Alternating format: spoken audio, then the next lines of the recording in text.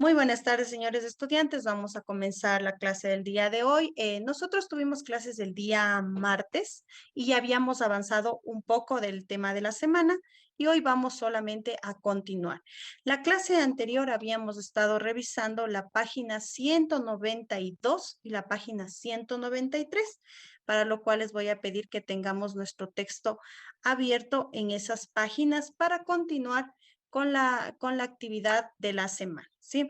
Les recuerdo, esta semana estábamos tratando el tema contexto político de la independencia. Habíamos visto la clase anterior, habíamos revisado el contexto de la crisis de la colonia, ¿no? Hicimos un cuadrito donde dividimos causas y consecuencias de la crisis de la colonia, explicando por qué se terminó la colonia, ¿no es cierto? ¿Qué había pasado en la colonia para que se finalice un proceso de más de 300 años que vivimos los países latinoamericanos, que en un momento fuimos colonia española? Eso es lo que habíamos revisado. Para los chicos que se están integrando, les recuerdo que estamos en la página 192, 193, ¿sí? Yo les había puesto como inicio el tema que estamos revisando en esta semana y el objetivo, que es identificar las causas y consecuencias de la crisis de la colonia, que ya lo hicimos la clase anterior, para comprender los procesos independentistas en América Latina, que es el tema que vamos a revisar estas últimas semanas para finalizar el año lectivo que estamos atravesando, ¿no? Bueno, chicos, vamos a ir entonces al texto. Ya deben tener, chicos, el texto abierto, ya les comparto el texto, ¿sí? Y como les digo, la clase anterior ya habíamos revisado la página 192, ya la habíamos leído, la habíamos explicado también cada una de las causas y consecuencias, ¿sí? Y habíamos resumido estas causas y consecuencias en un organizador gráfico que está aquí, ¿no es cierto? Ese es el que habíamos llenado. Entre las causas habíamos dicho que las reformas borbónicas, la revolución francesa, la independencia de los Estados Unidos, la crisis de la monarquía, habían sido parte de las causas para que se terminara la colonia. Y en las consecuencias habíamos dicho que la revolución de los estancos, la crisis de los obrajes y la liberación de los criollos eran parte de las consecuencias para que se terminara la colonia española en los territorios latinoamericanos. Pero posterior a eso viene un proceso, ¿no? Para que se termine totalmente la colonia, que se trata de los procesos independentistas. Y para eso tuvo que haber una influencia en el pensamiento de la sociedad de ese entonces, sobre todo de la sociedad criolla, quienes fueron los que participaron en la independencia. El día lunes nosotros tuvimos feriado, ¿no es cierto? ¿Quién sabe por qué tuvimos feriado? Por la batalla de Pichincha de 1822. Muy bien, el día lunes habíamos conmemorado 199 años de la batalla de Pichincha, 24 de mayo de 1822. Muchas gracias, señor Casillas. ¿Por qué conmemoramos ese proceso histórico? Porque fue uno de los íconos que dio libertad a lo que el día de hoy es Ecuador. Por eso es que recordamos esa fecha, hablando de el tema que vamos a tratar en estas últimas semanas, que son los procesos independentistas. Vamos a ver un poquito sobre este tema, un video sumamente cortito sobre la batalla de Pichincha como parte de los procesos independentistas de Latinoamérica. Sí, les voy a pedir que pongamos atención. La batalla de Pichincha selló la independencia de las provincias que más tarde conformaron nuestro país, Ecuador. Guayaquil ya era independiente desde el 9 de octubre de 1820 y se propuso ayudar a Quito y Cuenca, aún en manos realistas, a lograr su libertad. Pidieron el apoyo de Bolívar y San Martín para llevar a cabo una campaña libertadora. Bolívar envió tropas comandadas por el general Antonio José de Sucre. Después de varias batallas provenientes de Guayaquil, las tropas patriotas conformadas por venezolanos, neogranadinos, guayaquileños, cuencanos, españoles e irlandeses, el 24 de mayo llegaron a Quito, acompañados de tropas enviadas por San Martín. En las faldas del Pichincha, los realistas comandados por el general Aymerich atacaron a los patriotas. Se libró una feroz batalla que no culminó hasta la tarde, cuando los realistas, acorralados en la ciudad, capitularon a cambio de entregar los territorios desde Quito hasta Pasto, con lo que también Bolívar selló la independencia de Nueva Granada. En su parte de batalla, el general Sucre destacó la heroicidad del joven teniente Abdón Calderón, quien, y aún habiendo recibido sucesivamente 4 heridas, él no quiso retirarse del combate. Calderón falleció días después de la batalla y se convirtió en ícono de nuestra nación independiente y soberana.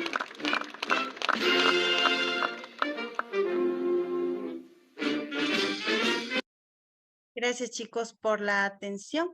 Vamos entonces a continuar con nuestro texto. Vamos a leer la página 193 y posterior vamos a llenar la parte que nos falta de la hojita de tarea. Sí, el día martes les voy a mostrar la hojita de tarea, ¿no? El día martes ya llenamos la primera parte, ¿no es cierto? Ya hicimos este cuadrito, ya lo llenamos, ya tienen ustedes. Entonces nos falta llenar 2 preguntas más. Para llenar estas preguntas vamos primero a leer el texto, después les voy a explicar y de ahí continuamos con las preguntas que tenemos en nuestra hojita de tarea, ¿ya?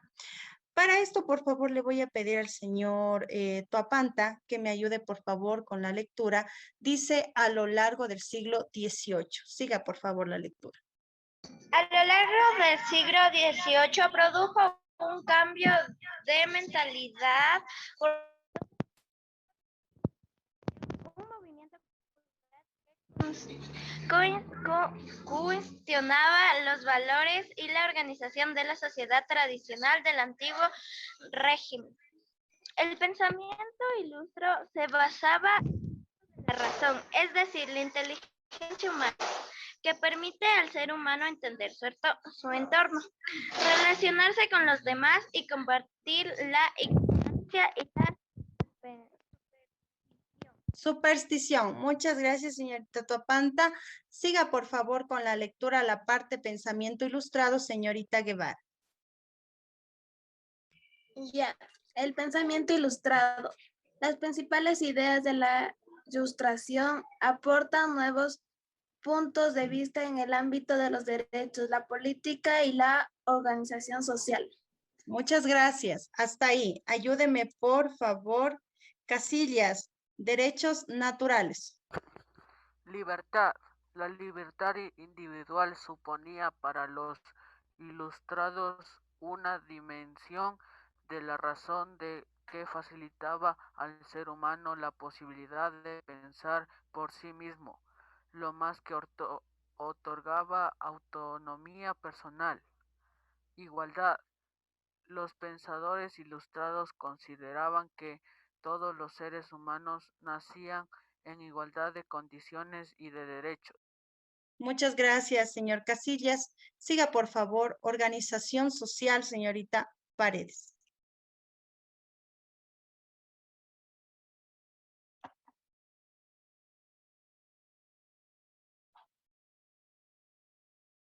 Señorita Paredes, ¿sí está por ahí?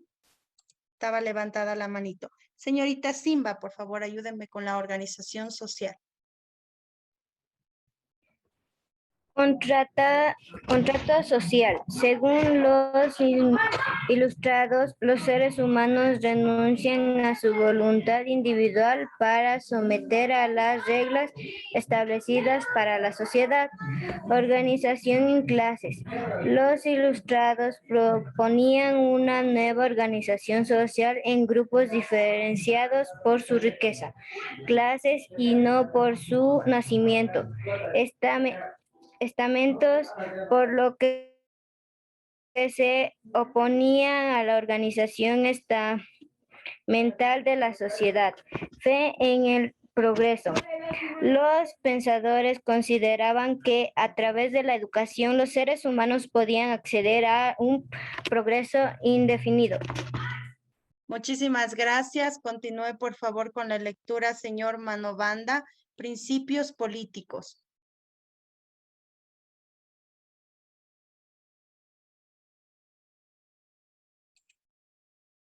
Principios políticos. División de poderes. Los tres poderes del Estado, legislativo, ejecutivo y judicial, deben ser ejercidos por órganos diferentes para garantizar un sistema político justo, libre e igualitario. Gracias. Siga, por favor, señorita Paredes. Ahora sí creo que me escucho. Paredes. Soberanía nacional. Soberanía nacional es el pensamiento ilustrado. El poder de los gobernantes no proviene de Dios, sino que reside en el pueblo y emana de él. Por este motivo, el gobernante debe cumplir la voluntad de la mayoría de la población. Ya, muchas gracias, señoritas. Gracias, jóvenes, por la participación. Vamos entonces a revisar lo que acabamos de leer como uno de las causas para que se pueda dar la independencia, ¿ya? El pensamiento ilustrado. Como les dije en la clase anterior, algunos temas, bueno, ahorita los que estamos revisando, nosotros habíamos revisado al principio del año, ¿se acuerdan? Cuando hablamos de la colonización, de la llegada de los españoles y de la finalización de la colonia. Entonces, estamos viendo una continuación nada más y es por eso que estamos un poquito recordando este tema para entender cómo se dieron los procesos independentistas en América Latina. Por ejemplo, vimos el video del 24 de mayo y vimos unos personajes que nombraron, ¿no? Como Simón Bolívar, el Mariscal Sucre, Abdón Calderón. Estos personajes, ¿qué les incentivó, qué les motivó para poderse, en este caso, levantarse, organizarse primero y después levantarse en contra de los españoles? Entonces, algo fue lo que a ellos les motivó y una de esas motivaciones que se dio para la independencia es el pensamiento ilustrado que acabamos de leer. Dentro del pensamiento ilustrado vamos a entender primero que este pensamiento se basa en el uso de la razón, del uso de la inteligencia humana. ¿Sí? Se acuerda que habíamos hablado que en la Edad Media, en Europa y también cuando vino acá la colonia, se enseñó a la población y a la sociedad en general que había que regirse y basarse solo en lo que decía Dios o en lo que decían los reyes. Entonces las personas no pensaban por sí mismas. Incluso la educación en esa época fue totalmente limitada. Casi no se enseñaba nada, no habían instituciones que en este caso eduquen a las personas porque no era la prioridad que las personas aprendan, sino que las personas trabajen en el campo, ayuden a los nobles, que hagan crecer los castillos, los reinados, y además de eso no se hacía más cosa. ¿Sí? Entonces, la ilustración va a decir eso, ¿no? Que el ser humano utilice su pensamiento, utilice su razón, y con ese pensamiento traiga cambios a la sociedad. Entonces, ¿qué quiere decir eso del uso de la razón y de la inteligencia? Que el ser humano pueda primero conocer lo que le rodea a su entorno, relacionarse con los demás y ahí pueda combatir con la ignorancia y con la superstición, como decía el texto. Sí, porque hasta en ese entonces solamente se aprendía por supuestos y solo se aprendía lo que decía alguien y no se podía investigar. Entonces la ilustración llama a las personas a conocer, a educarse, a formarse para que de esa manera pueda pensar por sí mismo, ¿sí? Y esto trae como consecuencia este pensamiento del uso de la razón, hace que cambien algunos puntos de vista en algunos personajes, como fue en la Revolución Francesa, el hecho de que se levantaran Maximiliano Robespierre, ¿se acuerdan que habíamos visto en la Revolución Francesa? Que ellos se levantaran en contra de la monarquía porque ya estaban pensando por ellos mismos y ya no se dejaban llevar por el pensamiento de otras personas. Entonces, ¿qué cambios va a traer? ¿Qué puntos de vista cambia la ilustración? Lo que usted acaba de leer en este momento. Primero, el cambio en los derechos naturales, priorizando los derechos de la igualdad y de la libertad. ¿Se acuerda que habíamos visto unos personajes cuando vimos la Revolución Francesa Y también lo vamos a ver en la independencia de Latinoamérica, a Montesquieu, a Rousseau. ¿Se acuerdan esos personajes que hablaban de que el ser humano debe ser libre, que el ser humano debe ser igual al otro, que el ser humano debe ser independiente en su pensamiento y eso reflejar en la sociedad?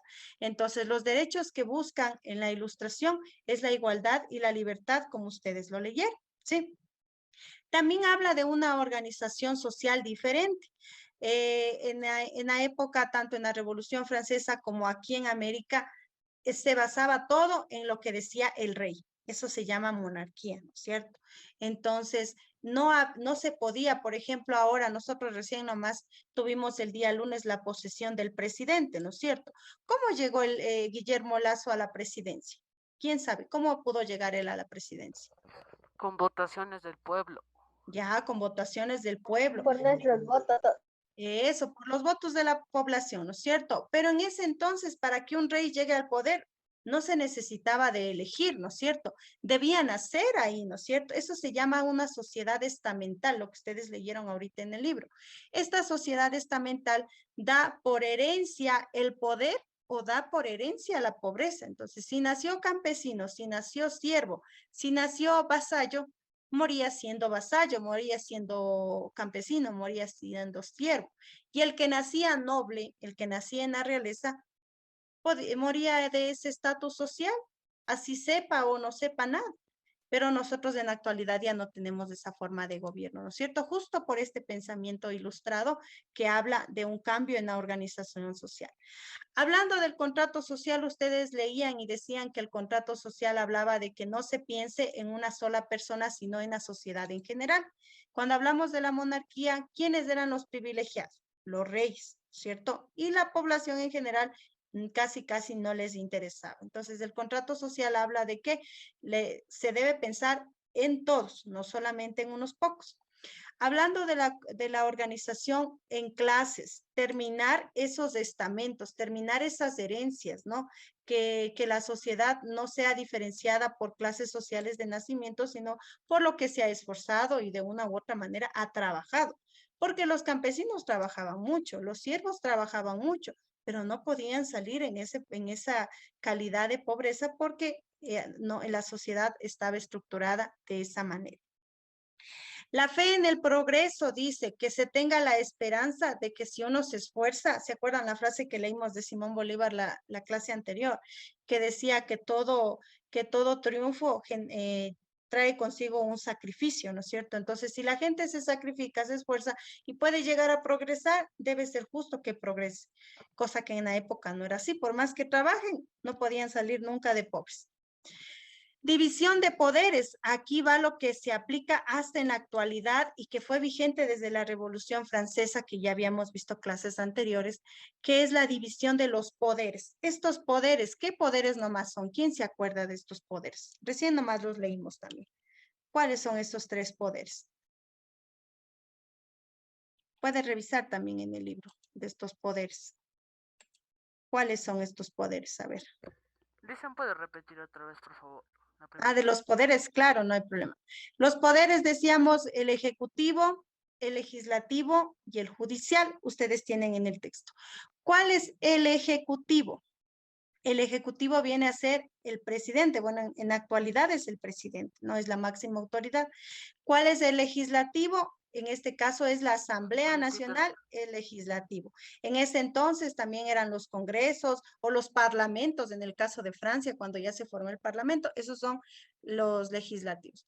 Y el judicial, obviamente, son la Corte de Justicia, quienes administran la justicia de un país o de un estado.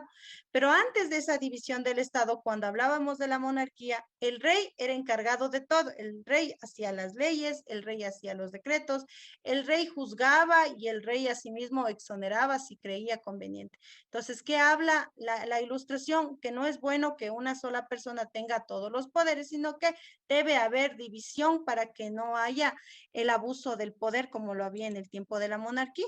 Sí, en la actualidad nosotros vivimos esto, ¿no? La división de poderes. En el Ecuador a lo menos no tenemos 3, aquí tenemos 5 poderes del Estado, que también conversamos en clases anteriores. Entonces, eso ayuda a que el poder no esté solo en una sola persona. Y la soberanía nacional, ahí hablaba algo de Dios, ¿no es cierto? Porque, ¿qué pasaba en esa época antes de que se aplicara esta forma de estados? Que todo se basaba a lo que decía la iglesia. Prácticamente la iglesia gobernaba junto a los reyes. Y si la iglesia decía, se hacía.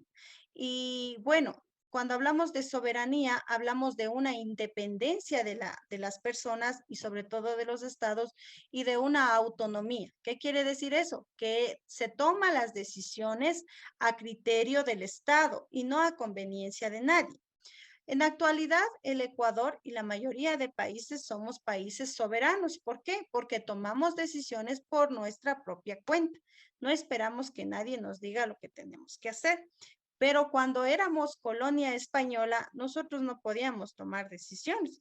¿Por qué no podíamos tomar decisiones? Porque la corona española tenía que ser quien decidía todo, ¿sí? Y por eso fue el descontento de los criollos, porque ni siquiera los dejaban gobernar a ellos, ¿sí? Entonces, eso hemos acabado de leer en este momento, es lo que acabamos de ver. Y vamos ahora sí a nuestra hojita de tarea para continuar las